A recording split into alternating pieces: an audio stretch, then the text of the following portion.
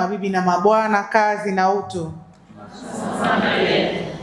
Awali ya yote namshukuru Mwenyezi Mungu mwingi wa rehema kwa kutujalia afya njema na kutuwezesha kukutana hapa leo kushiriki mkutano mkuu wa 5 wa Chama cha Wanawake Wamiliki wa Shule na Vyuo vya Kati Tanzania wanaojulikana kama TAWOSCO. Kwa niaba ya Waziri wa Elimu, Sayansi na Teknolojia, Mheshimiwa Profesa Adolf Mkenda, napenda kutoa shukrani za dhati kwako mwenyekiti pamoja na uongozi mzima wa TAWOSCO kwa kutupatia heshima ya kushiriki katika mkutano huu muhimu. Mwaliko huu unaonyesha uhusiano mzuri na ushirikiano imara uliopo kati ya serikali na sekta binafsi katika kuendeleza elimu nchini. Aidha, naomba mpokee salamu na udhuru wa Mheshimiwa Waziri ambaye alitamani sana kuwa nasi leo hii, lakini kutokana na majukumu kuwa mengi ya kitaifa amenituma mimi nimwakilishe, na nashukuru kwa heshima hii maana imenipa nafasi ya kuonana na kina mama wa nguvu. Asanteni sana. Napenda pia kutumia fursa hii kumpongeza na kumshukuru Rais wa Jamhuri ya Muungano wa Tanzania Mheshimiwa Dr. Samia Suluhu Hassan kwa uongozi wake mahiri na maelekezo yake yanayoendelea kuleta mageuzi makubwa katika sekta ya elimu. Dhamira yake ni kuhakikisha mfumo wa elimu nchini unazalisha wahitimu wenye maarifa, ujuzi, ubunifu na stadi zinazokidhi mahitaji ya soko la ajira na uchumi wa kisasa. Kutokana na maelekezo yake, serikali imefanya maboresho ya sera ya elimu na mafunzo ya mwaka 2014 toleo la 2023 pamoja na mitaala yake, na inaendelea kuandaa miongozo mbalimbali ya utekelezaji ili kuhakikisha mageuzi hayo yanatekelezwa kwa ufanisi na kuleta matokeo yaliyokusudiwa. Ndugu wanachama, serikali inatambua na kuthamini mchango mkubwa wa sekta binafsi katika kupanua fursa za elimu nchini. Ni ukweli usiopingika, shule na vyuo vya kati vinavyomilikiwa na wanachama wa TAWOSCO vinatoa huduma muhimu kwa watoto wengi wa Kitanzania, vinazalisha ajira kwa walimu na wataalamu wengine, na kwa kiasi kikubwa vinaisaidia serikali kufikia malengo yake. Hongereni sana. Kwa hakika sekta binafsi ni mshirika muhimu katika kufanikisha utekelezaji wa sera ya elimu na mafunzo na kufikia malengo ya Dira ya Taifa ya Maendeleo ya 2050 pamoja na ajenda ya maendeleo endelevu. Inafurahisha kuona kwamba katika kipindi cha mwaka mmoja uliopita, wanachama wa TAWOSCO wameendelea kupanua huduma zao kwa kasi ya kuridhisha. Baadhi wameongeza vituo vya kulelea watoto, wengine wamepanua shule za awali na kuwa shule za msingi. Shule za msingi zimeongeza elimu ya sekondari na shule za sekondari zimeanzisha kidato cha 5 na 6. Hatua hizi zinaonyesha imani mlionayo katika sekta ya elimu na ni maandalizi muhimu ya kukabiliana na ongezeko la wanafunzi litakalojitokeza mwaka 2028 wakati wa utekelezaji wa programu ya makundi rika, yani double cohort. Nawapongeza sana kwa uwekezaji huo. Na nimefurahishwa na hotuba ya katibu wa TAWOSCO iliyosema kwamba mlishaanza kujiandaa kabla hata serikali kuanza kuwaomba. Hii inaonyesha kwamba mko ahead of time, hamsubiri kuambiwa, lakini nyinyi wenyewe mnajiongeza. Hongereni sana. Nimefahamu pia kuhusu juhudi zenu za kujenga ushirikiano wa kitaalamu na Chuo Kikuu cha Guangdong cha lugha za kigeni cha nchini China. Serikali inaunga mkono na kupongeza ushirikiano wa aina hii kwa kuwa unatoa fursa muhimu za kubadilishana uzoefu na utaalamu, kuimarisha uwezo wa walimu, kuboresha mafunzo ya wanafunzi pamoja na kukuza ushirikiano wa kimataifa katika sekta ya elimu. Ninawahimiza kuendelea kutumia fursa hizi kwa manufaa ya taasisi yenu, wanafunzi na maendeleo ya elimu kwa ujumla. Ndugu wanachama, kama nilivyotangulia kusema, serikali inaendelea kutekeleza mageuzi makubwa ya elimu yenye lengo la kujenga mfumo wa elimu unaozalisha wahitimu wenye uwezo wa kujitegemea, kuajirika na kujiajiri. Mafanikio ya mageuzi haya yanategemea sana ushirikiano wa karibu kati ya serikali na sekta binafsi.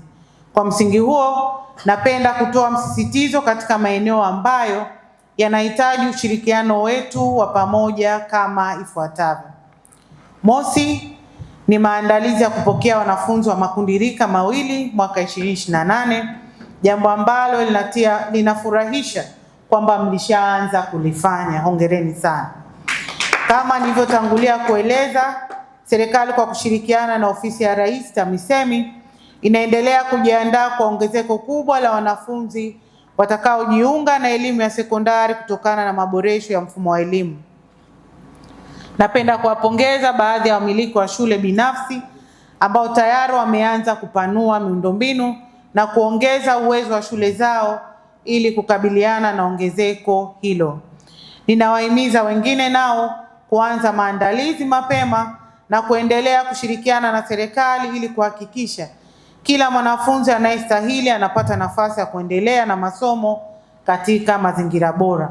Na sisi serikali na wizara kwa ujumla, milango yetu iko wazi kuwapokea kwa chochote kile ambacho mtataka kufanya majadiliano na sisi.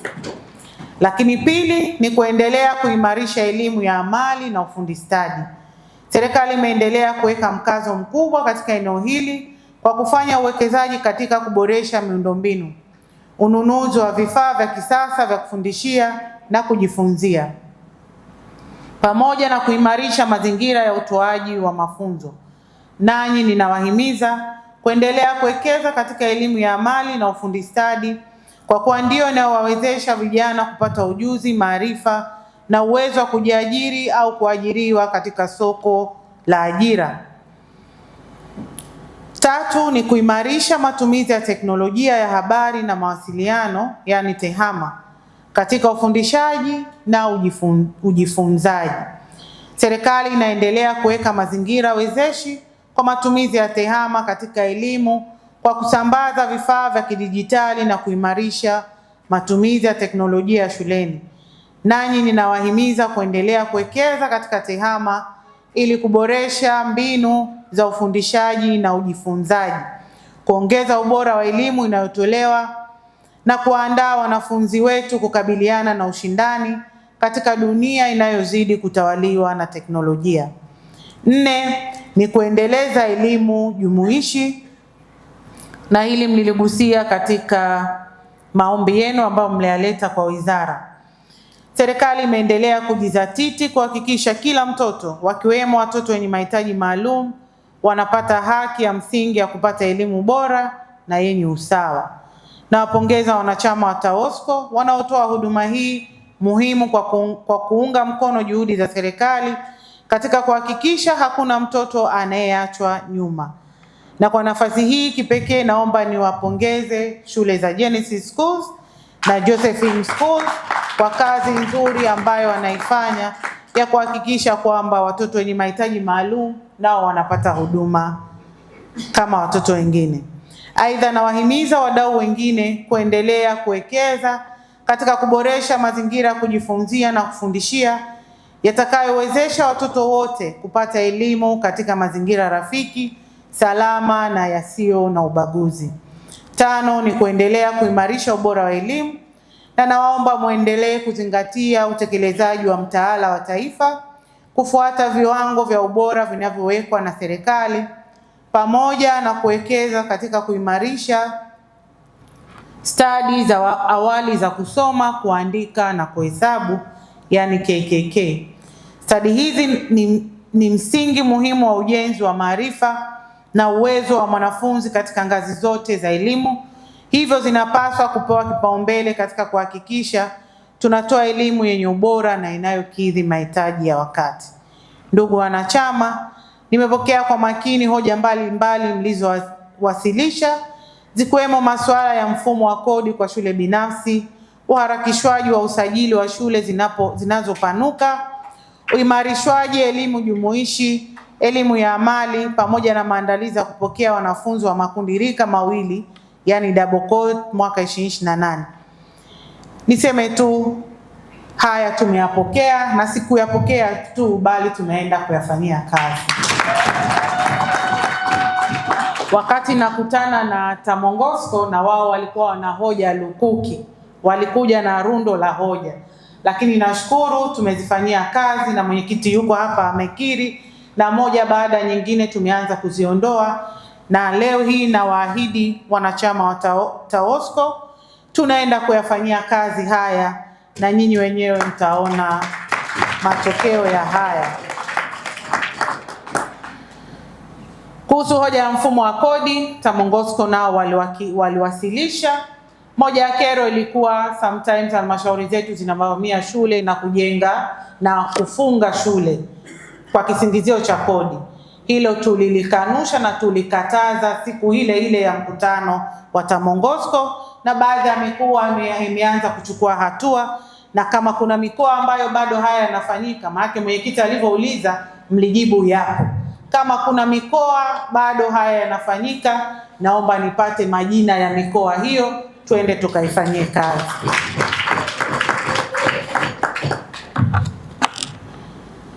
Na kuhusu hoja hii, napenda kuhakikishia kuwa wizara itawasiliana na mamlaka husika ikiwemo Wizara ya Fedha ili kuona namna bora kulifanyia kazi. Lakini nikiri kwamba uongozi wenu wa TAWOSCO ulifika ofisini kwa Mheshimiwa Waziri, wakafanya majadiliano, lakini hawakuridhika, wakafika na ofisini kwangu tukafanya majadiliano.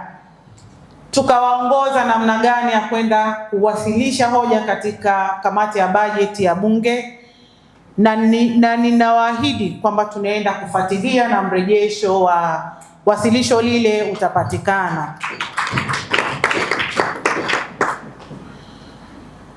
Napenda kuhakikishia kuwa serikali itaendelea kuwa na milango wazi ya mawasiliano, majadiliano na ushirikiano wa karibu na sekta binafsi ya elimu. Na naomba hapa niseme anytime anywhere, mnapohisi kwamba mna shida na serikali, Wizara ya Elimu iko wazi, mlango wa waziri uko wazi, mlango wa naibu waziri uko wazi. Naomba mfike ili tujadiliane kuona tunapambana vipi na hizi changamoto ambazo zinatukabili.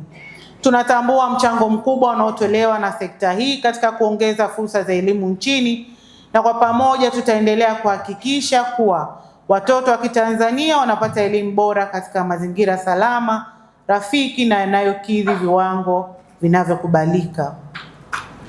Hivyo serikali itaendelea kuboresha mazingira ya uwekezaji na ushiriki wa sekta binafsi katika elimu, na ninaomba nanyi muendelee kutekeleza wajibu wenu kwa kuzingatia viwango vya ubora wa elimu, kuhakikisha usalama na ustawi wa wanafunzi, kuzingatia sheria, kanuni na miongozo ya elimu. Nafahamu kwamba kwa upande wa wanawake haya hatuna shida na haya.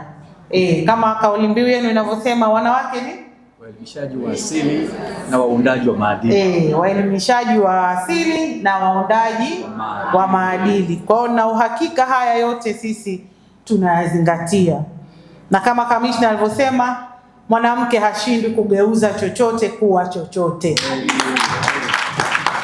Tukiamua tunaweza, na tukiamua tunafanya. Kwa hiyo twendeni tukapambane, na sisi wanawake wenzenu tuko nyuma yenu.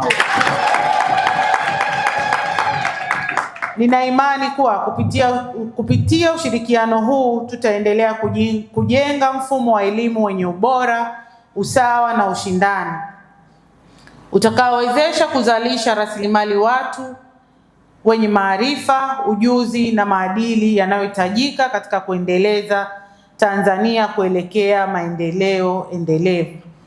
Ndugu washiriki, nikielekea kuhitimisha hotuba yangu, napenda kuhakikishia ushirikiano na serikali, na ninawatakia mafanikio mema katika mkutano huu na maamuzi yenye tija kwa maendeleo ya chama chenu pamoja na sekta ya elimu kwa ujumla. Na Mungu ayabariki yale yote ambayo mtakayokubaliana hapa. Niwatoe hofu, maombi ambayo katibu ameleta tutaenda kuyafanyia kazi, na uzuri wao wanajua milango yetu iko wazi. Kwa hiyo anytime wanakuwa wanakuja wizarani, tunajadili na tunawapa njia za kupambana na changamoto hizi, lakini pale ambapo tunatakiwa kuwasaidia basi tunawasaidia kuhakikisha kwamba TAWOSCO inasonga mbele. Nichukue fursa hii kwanza kuwashukuru sana kwa nafasi hii ambayo mmenipatia ya kuwa mgeni rasmi katika mkutano huu, lakini pia namshukuru Mheshimiwa Waziri kwa kupata dharura ili nami nikapata nafasi ya kukutana na kina mama wewe. Lakini pili, mimi niwatakie kila laheri, twendeni tukapambane na elimu ya mtoto wa Kitanzania ili elimu hii ifike kule ambako Mheshimiwa Rais maono yake anataka ifike. Kwa pamoja tukiungana tunaweza kuyafikia kama vile anavyotaka. Baada ya kusema hayo, nashukuru tena kwa fursa hii adhimu na natamka kwamba mkutano mkuu wa 5 wa chama cha wanawake wamiliki wa shule na vyuo vya kati Tanzania TAWOSCO umefunguliwa rasmi, na asanteni sana kwa kunisikiliza.